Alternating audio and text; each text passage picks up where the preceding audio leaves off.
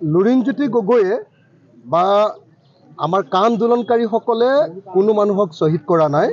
শ্বহীদ কৰিছে অসম পুলিচে, হত্যা কৰিছে অসম পুলিচে।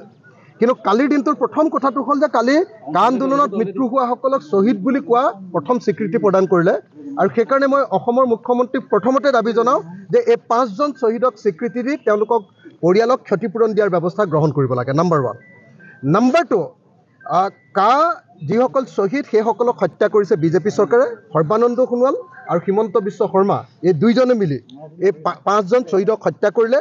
গতিকে তেওঁলোকে তাৰ কাৰণে ক্ষমা বিচাৰিব লাগে। তৃতীয় কথাটো হ'ল তেওঁলোকে কৈ আছে যে কাৰ জৰিয়তে কোনো মানুহ অনা নাই। মই কথাটো স্পষ্টকৈ ক'ব খোজোঁ, যদি কাৰ জৰিয়তে ইয়াতে কাকো নাগৰিকত্ব দিব খোজা নাই তেতিয়াহ'লে কাখন অনা হৈছে কিয়? তেতিয়াহ'লে কাখন বাতিল কৰি দিব লাগে। যদি কাৰ জৰিয়তে ইয়াত নাগৰিকত্ব নিদিয়েই, কোনেও যদি নাগৰিকত্ব নিবিচাৰে, কোনেও যদি নাগৰিকত্ব পাবই নোখোজে, তেতিয়াহ'লে তেওঁলোকে কিয় সমাজত অশান্তিৰ সৃষ্টি কৰিছে? কাখন আনিবই নালাগে, কাখন বাতিল কৰক। কাখন বাতিল কৰক, যিহেতু মুখ্যমন্ত্ৰীয়ে কৈছে যে অসমত এতিয়া কাৰ অধীনত কোনো বিদেশীয়ে আবেদন কৰা নাই নাগৰিকত্ব পাবৰ কাৰণে। গতিকে কাখন বাতিল কৰিবৰ কাৰণে দাবী উত্থাপন কৰিছোঁ। আমাৰ মতে কাৰ জৰিয়তে 15 পৰা 20 লাখ বিদেশী নাগৰিকে লগে লগে নাগৰিকত্ব পাব, নাগৰিকত্ব পোৱাৰ সুবিধা লাভ কৰিব।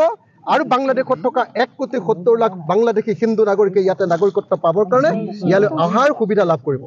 গতিকে এই মুহূৰ্তত অতি স্পষ্টভাৱে কৈছোঁ যে আমাৰ 5 শ্বহীদৰ হত্যাকাৰী হ'ল বিজেপি চৰকাৰ, সৰ্বানন্দ সোণোৱাল আৰু হিমন্ত বিশ্ব শৰ্মাই আমাৰ 5জন শ্বহীদক হত্যা কৰিছে।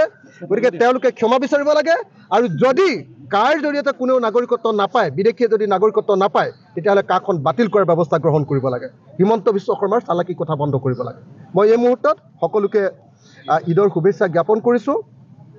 আমাৰ অসমখনলৈ শান্তি সমৃদ্ধি ঘূৰি আহক, বিশ্ব শান্তি প্ৰতিষ্ঠা হওক, ভাৰতত শান্তি প্ৰতিষ্ঠা হওক। আৰু ভাৰতত এই মুহূৰ্তত আৰু পৃথিৱীত এই মুহূৰ্তত যিবিলাকে ধৰ্মৰ লগত ধৰ্ম যুঁজ লগাব খুজিছে, অশান্তিৰ সৃষ্টি কৰিছে, তেওঁলোক নিপাত যাওক।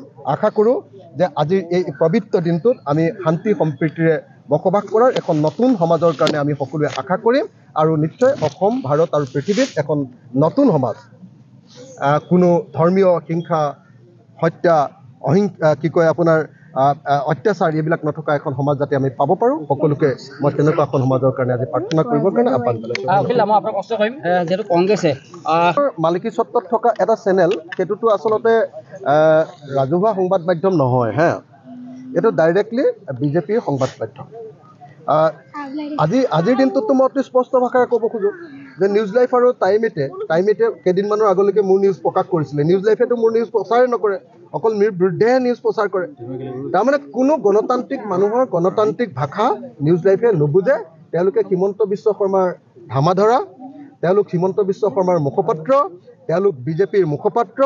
আৰু তেওঁলোকে যেতিয়া হিমন্ত বিশ্ব শৰ্মা বিজেপিত থাকিব বিজেপিৰ পক্ষত, যেতিয়া কংগ্ৰেছত থাকিব কংগ্ৰেছৰ পক্ষত। গতিকে হিমন্ত বিশ্ব শৰ্মাৰ ডাইৰেক্ট নিজৰ মালিকী স্বত্বত থকা, তেওঁৰ পৰিয়ালৰ মালিকী স্বত্বত থকা এটা চেনেলক যদি কোনোবা দলে যদি কৈছে যে আমি তেওঁলোকৰ চেনেললৈ নাযাওঁ, তেতিয়াহ'লে মোৰ ক'বলগীয়া একো নাই।